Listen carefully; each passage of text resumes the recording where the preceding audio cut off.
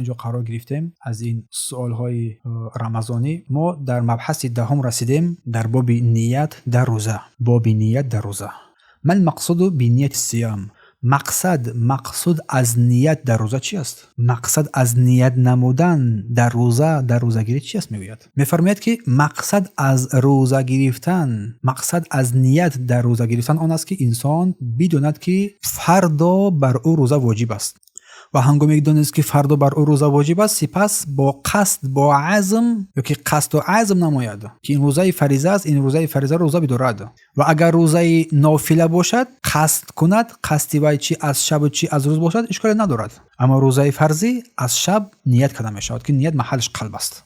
ما دلیل علی وجوب نیت قبل الفجر؟ دلیل بر واجب بودن نیت نمودن پیش از فجر چی است؟ دلیل ضروری بودن نیت پیش از فجر چی است در روزه؟ این واسه بر نمازهای فرضی. دلیل آن در حدیث آمدگی است. روایت نسائی است که البانی صحیح گفتن که من لم یبیت نیت قبل الفجر فلا صیام له.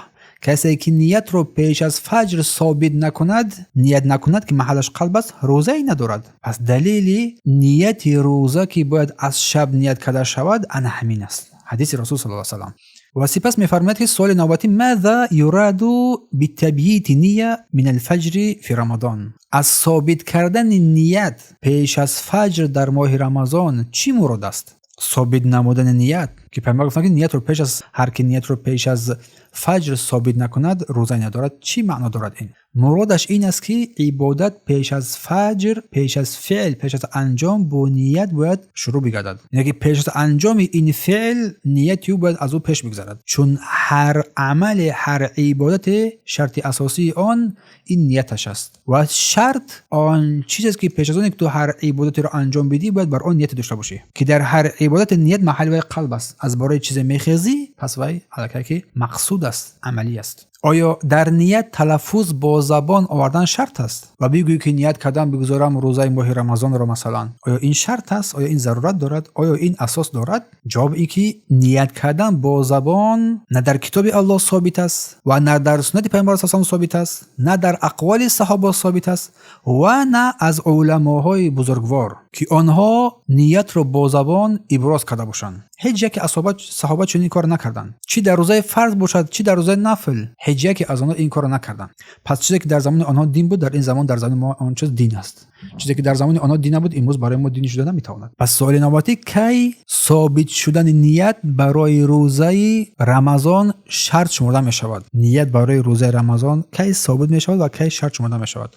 وابسته بر موافق مذاهب چهارگانه ابو حنیفه، شافعی، مالکی و احمد، یعنی علماهای مذاهب اتفاق بر این است بر واجب بودن ثابت نمودن نیت شبانه برای روزه های فرضی، نه روزه های نافله. برای روزه های فرضی نیت روزه ها از شب ثابت می گردد نه از روز، چون در روزه های نفلی وسیع‌تر است، رخصت بیشتر است. اگر انسان چیزی در روز نخورده باشه اگر قصد و نیت روزه کرد برایش جایز است، اما شب فقط برای روزه های فرضی است. چون سوال می شود که ما روزه نفلی میگیریم شب نخوردیم چیزی آیا روز نیت کنیم میشود؟ بله، اما روزه های فرضی نه. و از حفصه رضی الله عنها مادر مؤمنان رضی الله عنها در این مورد هم حدیث روایت شده است. گفتن که من لم یجمع الصیام قبل الفجر فلا صیام له. کسی که نیت رو پیش از فجر جمع نکند روزه ندارد. یعنی پیش از فجر باید تو که از شب نیتت رو داشته باشی. این رو ابن حزیمه روایت کرده هستند. آیا این حکم یعنی حکم نیت روزه از شب در دیگر نمازهای روزه نیز تطبیق میشود یا نه؟ بله، این حکم نیت روزه های فرضی به مانند رمضان در دیگر حکم های روزه هایی که فرض هستند در آن تطبیق می شود. به مانند روزه کفاره، به مانند روزه نذر، به مانند روزه های قضایی، همه اینها باید از شب نیت کرده شوند بجز روزه های نافله. یعنی که هر روزه‌ای که فرض است نیت آن از شب فرض است، هر روزه‌ای که مستحب و سنت است نیت وی در شب و در روز اشکال ندارد. سوال نوبتی آیا نیت برای همه روزهای روزه رمضان از اول ماه کافی است یا که برای هر شب ما نیتی علاهیده داشته باشیم؟ سوال فهمو است؟ آیا یک نیت برای همه ماه رمضان بسندگی میکند کافی است یا برای هر شب از ماه رمضان نیت کنیم؟ بله نیت عمومی برای تمام رمضان از اول رمضان که شروع میشه تو نیت قسم نمایی که تو تمام رمضان روزه میداری، این کافی است و نیاز بر این که هر روز هر روز از روزه رو نیت نمایی دیگر این شرط نیست، مگر این که خوب گوش دهید، مگر این که سبب پیدا شود، مگر اینکه سبب‌های پیدا شد که افطار کردن تو را جایز می‌گرداند، مانند در سفر باشی، مانند بیدار باشی، بیمار باشی، مانند که زن در حیض یا که در نفاس قرار می‌گیرد. در چنین حالت پس از انقطاع قطع شدن این رمضان با بیماری، با سفر، با حیض، با سبب‌های عذرناک، انسان باز از سر نیت می‌نماید. از شب وقتی که بیتون رسید نیتش رو تجدید می‌کنه، نو می‌کند باز از سر. سوال نواتی گفته می شود که مسلمان برای هر روزی روزه نیاز به بستن نیت پیش از فجر دارد. آیا این درست است؟ مسلمان برای هر روزی روزه نیاز به بستن نیت پیش از فجر دارد. آیا میگه این قول درست است؟ نه، این قول درست نیست. گفته بودیم که نیت خود این عزم است، خود آن قصد است. اگر انسان عزم و قصد کرد و این نیت است و این شرط قرار نمیگیرد. حکم برای کسی که پیش از اذان فجر نیت روزه را با زبان تلفظ میکند چگونه است یا که چی است؟ کسی که نیت روزه را با زبان نیت میکند است. دانسته نماند که در سوالات قبلی ما ذکر نمودیم که ثابت نشده است، نه از پیامبر نه از صحابه، و چنین کار یک عملی است که در دین نوپیدا و رسول گفتند که من عمل عملا لیس علیه امرنا فهو رد. هر عملی که بنده انجام میده که او را ما نگفته نکرده پس به مردود است. سوال نوبتی مرد در خواب بود یا که انسان در خواب بود و از اعلان ثابت شدن دیدن ماه رمضان آگاه نگردید و پیشکی نیت روزه هم نکرده. مثلا با دیدن ماه ما روزه می‌داریم. ما در سوالات قبلی جواب گفته بودیم، درس گذشته گوش بدهید. در این موردی ثابت شدن ماه رمضان با چی است؟ گفتیم با ماه دیدن ماه است. یک انسان ماه رو ندید یا که از این خبردار نشد از دیدن ماه و شب رو خواب رفت، نیت روزه هم نکرد به سبب بی‌خبریش یا که به سبب ثابت نشدن در نزد وی این دیدن ماه، با افطار روزه‌اش رو آغاز کرد. باید او روزه می‌داشت، نه که اون رو افطار کرد، اون رو خورد، با این شروع کرد اول رمضان رو. اکنون وظیفه او چی میشود؟ چی حکم دارد؟ حکم این است که وقتی که به یاد می‌آوریم و می‌فهمیم و درک می‌نماییم، نیت تابع علم است. نیت از علم پیروی می‌نماید. مادامی که علم پیدا کردی از وی پیروی می‌کنی، یکی آن روز رو باقی روز روزه می‌داری، چون وی انسان از ثابت شدن ماه آگاه نبود و ترک ثابت کردن نیت این عذر است. پس هنگامی که از این آگاه شد از خوردن خودداری میکند، روزش درست است و قضا بر او واجب نمیگردد. آیا در این مسئله حکم دیگری هست؟ بله، بعضی از علما گفتند که بر او امساک خودداری از خوردن نوشیدن واجب است. گفتیم و قضا نیز گفتن برای وی واجب است. قسمت دوم از علما قضا برای وی نیز چیز واجب است. و خاطر چیز علتش میگن این که وی این روز رو بدون نیت روزه نداشته بود. برای همین احتیاط در حق او لازم گیرنده است. به سبب استحباب باید روزه بدارد، نه واجب گفتن، به سبب مستحب بودنش. آیا حکم درباره کسی که نیت او در روز نه شب بود، کسی که نیت رو در روز کرد نه در شب، مثل کسی است که نیت رو پیش از فجر کرده است، آیا هر دو با هم برابر میشوند؟ کسی در روز نیت کرد، کسی در شب دیگری در شب نیت کرد، آیا هر دو با هم برابر هستند؟ و کسی که در شب نیت کرد روزه‌اش رو کامل کرد و کسی که در شب نیت نکرد در روز نکرد روزه‌اش رو ناقص کرد، بلکه به قول علما روزه‌اش رو باطل کرد، چون نیت روزه از شب است. ولی که اگر در روزهای نافله باشد فرق ندارد، در شب انسان نیت می‌نماید، در روز نیت می‌نماید، برایش امر وسیع است.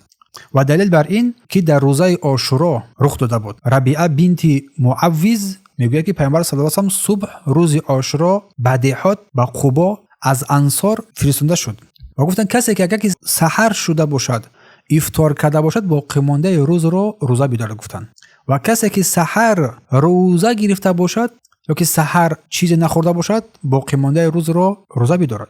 چون در اول چون که ما در سوال جواب در سوال اول ذکر نمودیم بیان کردیم روزه عاشورا اولین چیزی که فرض شد روزه عاشورا بود، بعد که روزه رمضان فرض شد روزه عاشورا مستحب گشت، سنت گشت، سپس حکم روزه عاشورا تغییر یافت. برای چند کس از میان آنها روزه‌های این نافله را نیت کردند و قضا برای آنها واجب نبود. مردی سفر کننده، مردی که در سفر است روزه داشت، مردی که در سفر برآمد در سفر است روزه داشت، روزه‌دار بود و سپس افطار کرد و سپس می‌خواست اراده افطار نماید یا اینکه خب بگوییم قصد افطار کرد، خوردن کرد، ولی چیزی از افطار را نیافت، طعام نیافت و از نیتش برگشت و روزه‌اش را ادامه داد تا نشستن آفتاب.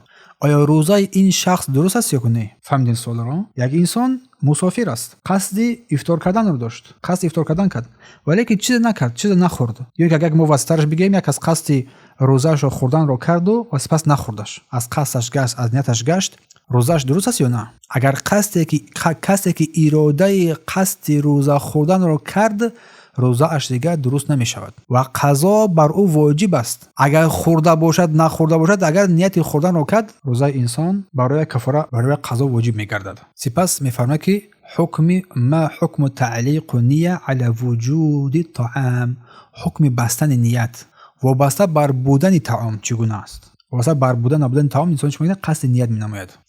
مثلا کسی میگوید که اگر آب یافتم می نوشم وگرنه روزه هستم، اگر طعام یافتم میخورم وگرنه روزه هستم. ولی آب رو نیافت، طعام رو نیافت، میفرماید که این کاری که وی کرده است و قصد نکرده است، میگه روزهش درست است، زیرا مجرد سخن گفتن نیت رو فاسد نمی کند، قصد رو فاسد نمی کند. وی افطار کردنش رو میگوید که با وجود آمدن همان طعام یا که شراب متعلق کرد و آن چیز پیدا نشد، پس نیتش دیگر در اول باقی مانده است. اگر پیدا میشد نیتش تغییر میافت، نه که پیدا نشد نیتش در اول باقی ماند. اگر انسان سحر بیدار میشود، از خواب بیدار میشود، خود را در حالت جنابت میبیند. انسان سحر بیدار میشود، خود در حالت جنابت میبیند.